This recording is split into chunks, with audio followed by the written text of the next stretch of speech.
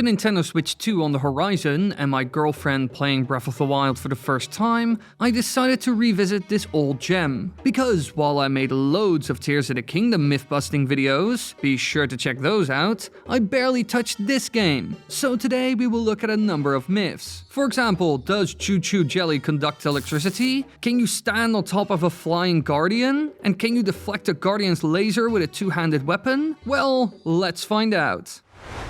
Now, I hadn't touched this game in over 7 years or so. I mean, after beating the DLC, I was kind of done with Breath of the Wild. However, now I'm experiencing the game all over again, and my girlfriend did something that I had never seen before. Out of nowhere, she was able to pull loot from random rubble found around the Great Plateau, and I was stunned. I thought to myself, this is a thing? You can do this? So I had to boot up my own save file and try to get some free loot as well. And to my surprise, this works. You can find quite expensive items like amber from these mountains of rubble.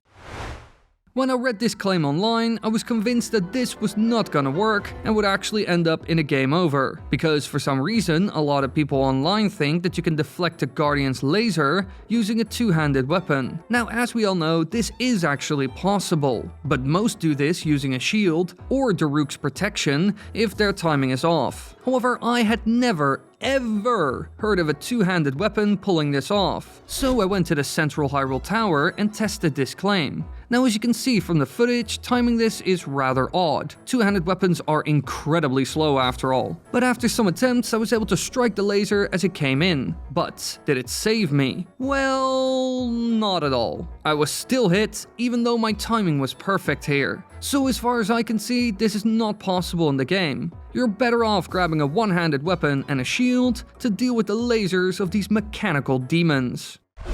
As most of you know by now, because man oh man, I have made quite a lot of myth-busting videos, I like a good mix of more well-known and obscure claims. And for some of you, this next one won't be too surprising. According to some online sources, you can actually tame and ride a bear, just like you can with a horse or deer. Now, as you can imagine, the idea of doing this was too attractive to ignore. So I set up a trap to lure in a bear that I could tame. I had to wait a bit, but quite quickly a bear that was nearby showed up, and as you can see, I was able to tame it. Sure, it's not the best mount out there, but it is something. However, you can't do much with it. They don't run fast, and the many stables around Hyrule will not accept them. So yeah, fun little gimmick, but not really useful, just like the deers that roam the world.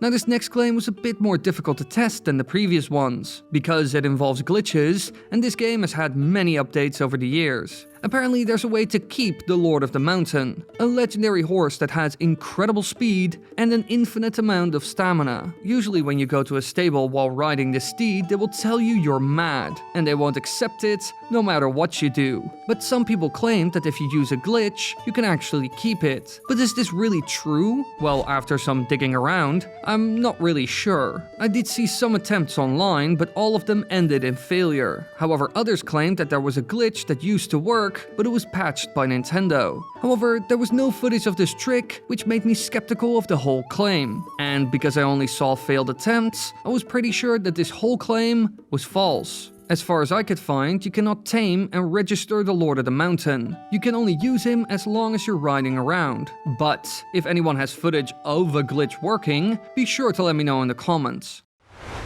Picking apples out of a tree sounds like a simple task, and in many ways it is. There are multiple ways of getting the job done, like cutting the tree down, hitting it with a heavy weapon so the apples drop, or just climbing up the tree to grab them one by one. But I read online that there's another way, and all you need is an ice or blizzard rod, because if you do a spin attack with this weapon, it will make all the apples around you drop to the ground. Now, this sounded too good to be true, so I had to put it to the test, because this way you could harvest an entire orchard in seconds. Now, as soon as I used the weapon, I could see that it worked like a charm. All the apples from the trees around me fell to the ground, and I was able to collect over 10 apples in no time. So yeah, clearly this neat little trick works, and it will certainly make your next orchard run a lot easier. One of the most annoying enemies you will encounter in Breath of the Wild has to be the stealth variations of classic enemies. The Stalbokoblin, Moblin, or Lizalfos. They will constantly spawn when you're walking around at night, and you're never really in the mood to deal with them. Luckily enough, they are quite easy to kill. Just go for the head and you're done. But I always wondered if there was another way of dealing with them. We all know that if they end up in water, they will drown just like normal enemies. But what happens if only their body ends up in the water? Can they still reassemble themselves? I mean, their head is safe after all, and that's the source of their power. Well, I had no idea what would happen, so I decided to give this a shot to see what would happen. And I gotta say, the outcome was a bit surprising. After encountering a group of Stal Lizalfos, I was able to launch a number of them into the water. And as you can see, when the body drowns, it will also get rid of their head. So in the end, the original body does matter. Which is a bit odd, because normally these bodies will keep fighting on, even if their head is destroyed. But by the looks of it, this doesn't work the other way around. One thing I started doing more and more as time went on is messing with the NPCs that you encounter in the world. All the Koroks, travelers, traders, and other folks you encounter on the road. Because most of them will actually fight back at some point. If you attack a guard or anyone else enough, they will strike back, which is a good thing because a bit of self-defense is never bad. But could you also use this as a training opportunity? For example, when they try to hit you, can you use your shield to parry their attack? Well, I decided to try this, because it would make NPCs like guards perfect training dummies for new players. And as you can see, it does work. I was able to parry the attacks of this Gerudo guard multiple times, making it a great little training exercise. Timing this stuff can be tricky after all. So yes, this is possible, and also quite handy.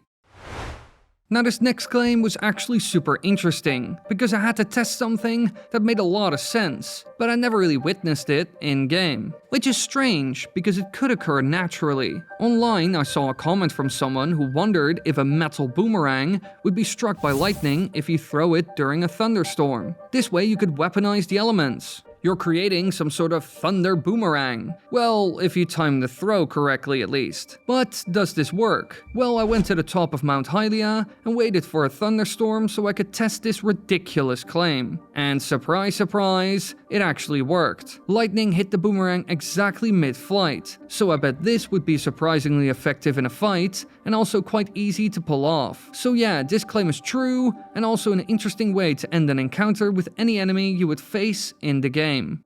Out of all the enemies you encounter in the game, the bees have to be the easiest ones to deal with. They are mostly annoying. As soon as you hit them with any weapon twice, they will just leave you alone, and you can grab the sweet treasure they were guarding. But according to some folks online, there's an easier way to deal with them. The Blizzard Rod can actually get rid of the bees instantly, which does make sense. I mean, most bugs can't stand the cold, especially bees. So does this work? Well, yes and no. Sure, if you hit the bees, they will flee. But this happens with any weapon, to be honest. And if you just hit them with the cone of cold created by the Blizzard Rod, nothing really happens. So yeah, sure, this works, but the fact that you're using the magic wand doesn't matter at all.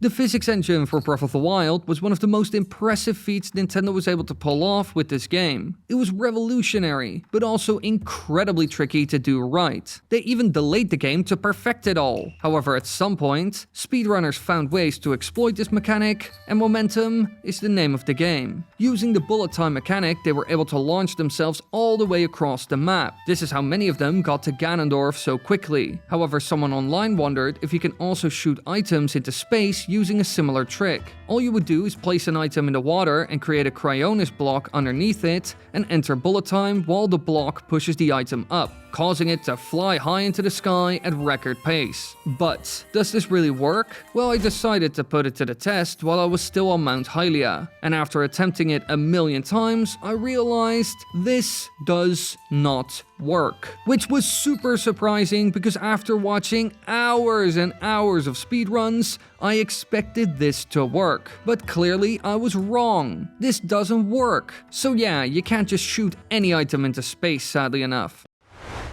One thing I started missing as soon as I booted up Tears of the Kingdom was the champion powers from Breath of the Wild. All of them were incredibly useful and very easy to use, which can't be said about the champion echoes seen in Tears of the Kingdom. Daruk's Protection, Revali's Gale, Urbosa's Fury, and Mipha's Grace were perfect, and also incredibly powerful. In many ways, the game became too easy as soon as you had them. But someone online wondered if Daruk's Protection could also protect you from the biggest threat of all, the Cuckoos. Because as we all know, these devilish birds will try to kill you as soon as you mess with any of them. But will this special force field shield you from any damage? Well, I decided to piss off some Cuckoos to see what would happen. And as expected, I was torn to shreds. Daruk's Protection did nothing at all. So yeah, clearly this doesn't work. Nintendo loves making puzzles with multiple answers. Both Breath of the Wild and Tears of the Kingdom are filled with challenges like these. However, people love to break games. Especially ones made by Nintendo. Just look at what they did to Ocarina of Time and Majora's Mask. Some of the glitches and tricks found in those games are beyond insane. So of course, when the first Switch title came out, speedrunners went to work. One trick they discovered quite quickly is conductivity. The game has a realistic physics engine, so metal weapons can conduct electricity. Using this, you can skip all kinds of puzzles. But I always wondered if electric choo-choo jelly could also play a role. If you use those, can you create an electric current anywhere? Well, I went to the Gerudo Desert to experiment with this for a bit. But I instantly noticed that Nintendo kept this in mind. The choo-choo jelly doesn't create an electric current and doesn't conduct electricity. Which makes sense because you could skip so many puzzles, especially inside of the Vanabora's Divine Beast. So yeah, this doesn't work.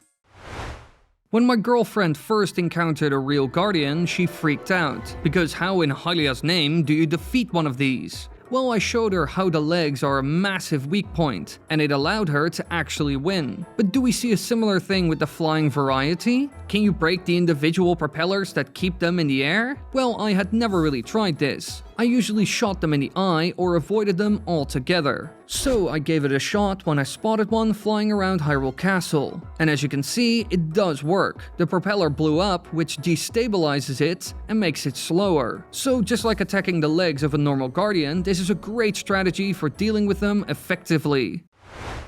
Money. We all need it, and in Breath of the Wild, it's also a must. Especially if you want to unlock all the fairy fountains and buy Link's house. Usually, people go around and collect precious gems to make a lot of money in a short amount of time. And I gotta say, this works really well. However, someone else suggested to sell choo-choo jelly. But before you do this, it's best to change their elemental type, because then they will be worth more compared to the regular one. Now, I thought this was a pretty good idea. You come across a load of choo-choo jelly during your adventure, so you always have too much of it. So I decided to see how big the price difference was. And as you can see, Ice and Fire choo-choo jelly is worth twice the normal price. So it's certainly worth it to change them before you sell them. Using a wand, it can be done in seconds. And a campfire also works in a pinch. So yeah, this claim is true and also very helpful early on in the game.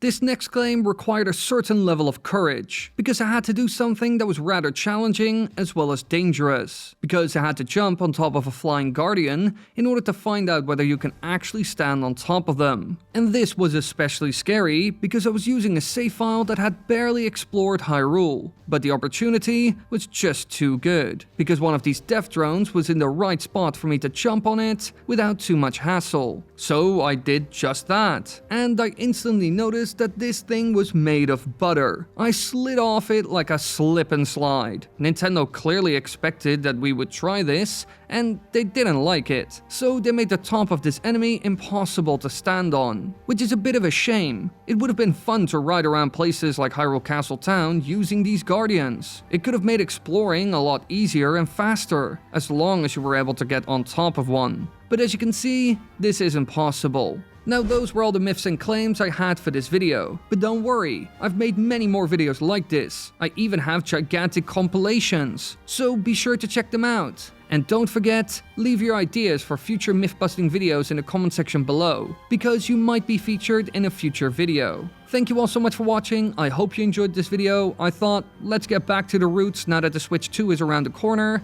I might do 1 or 2 more of these. I'm not sure, depends on like the time frame with the new console and everything. But be sure to tell me in the comments down below what you would want to see. Alright, cool. Bye!